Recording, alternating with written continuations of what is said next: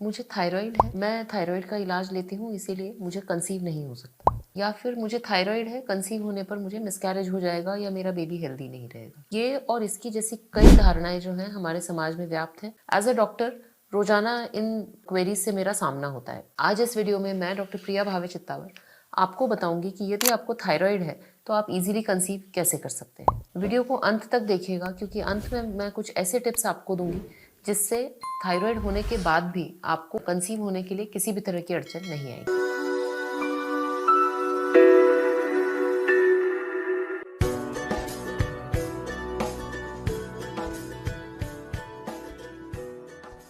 Thyroid gland हमारे गले में होता है और ये सोचना कभी कभी मुश्किल हो जाता है कि ये प्रेगनेंसी को कैसे अफेक्ट करता है। जो थायराइड ग्लैंड है उससे DSH हार्मोन है, उसके अंडर वो काम करता है। ये पिट्यूटरी ग्लैंड से निकलता है और फिर थायराइड ग्लैंड थायरॉक्सिन हार्मोन बनाता है। अब थायरॉक्सिन जो हार्मोन होता है वो हमारे शरीर के प्रत्येक सेल के मेटाबॉलिज्म यानी चयापचय के लिए आवश्यक है। प्रत्येक सेल का जो मेटाबॉलिज्म है, जो काम है, वो सुचारू रूप से यदि थायराइड हार्मोन की बराबर मात्रा है तो ही होगा, नहीं तो मेटाबॉलिज्म स्लो हो जाएगा। अब जो रिप्रोडक्शन है यानी कि एग बन के रप्चर होने की प्रोसेस, पीरियड्स आने की प्रोसेस, ये भी कहीं ना कहीं थायराइड ग्लैंड के ऊपर डिपेंड करती है। यदि किसी को हाइपोथायराइडिज्म की समस्या है यानी थायराइड का जो ग्रंथि है वो कम काम कर रही है और थायरॉक्सिन लेवल कम है, TSH लेवल बढ़ गया है, तो उसे हम हाइपोथायराइडिज्म कहते हैं। हाइपोथायराइडिज्म की जो महिलाएं होती हैं उनमें ओव्यूलेशन लेट हो जाता है और इस कारण से माहवारी देर से आना या फिर माहवारी में बहुत ज्यादा ब्लीडिंग होना, कभी कभी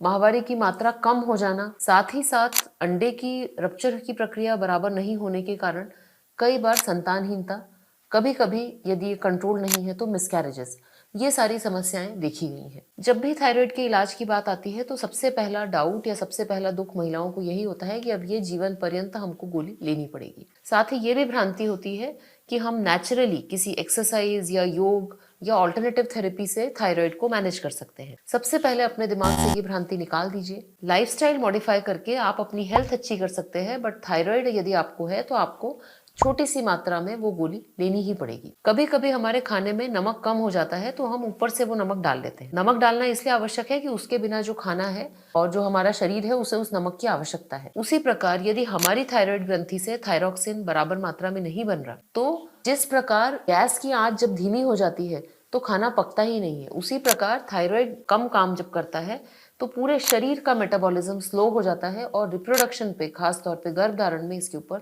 बहुत परिणाम देखे जाते हैं। ऐसी महिलाएं जब कंसीव भी करती हैं तो होने वाले बच्चे में मेंटल रिटार्डेशन है, जो प्रॉपर न्यूरो डेवलपमेंट है वो अफेक्ट हो सकता है और मेंटल सबनॉर्मेलिटी भी ऐसे पेशेंट्स में देखी जा सकती है। अब ये जानते हैं कि यदि किसी को थायराइड है और वो कंसीव करना चाहते हैं तो उनके लिए क्या टिप्स हैं, क्या चीजें उनके लिए महत्वपूर्ण है। सबसे पहली, थायराइड का इलाज जो है बहुत आसान है। इसके स्पेशलिस्ट एंडोक्राइनोलॉजिस्ट को दिखाना आपके लिए इसलिए आवश्यक है क्योंकि इसका डोज हमें टाइट्रेट करना पड़ता है। कभी आपको डोज बढ़ाना पड़ सकता है, कभी कम करना पड़ सकता है और वो हम एक्सपर्ट के अंडर ही करें तो सबसे बेस्ट होगा। दूसरा, इसकी गोली को नियमित लेना आवश्यक है। तीसरी बात, जब प्रेगनेंसी कंसीव होने का इलाज चल रहा है तो आपको थायराइड को नियंत्रण में रखना है, गोलियां मिस नहीं करनी, डॉक्टर के पास नियमित आना है और कंसीव होने के बाद भी थायराइड का जो इलाज है वो कंटिन्यू रहेगा। इनफैक्ट कंसीव होने के बाद कई बार 20 से 30% डोज को हमें बढ़ाना पड़ जाता है। यदि हम थायराइड की गोली बराबर लेंगे, TSH लेवल आपका नॉर्मल रहेगा,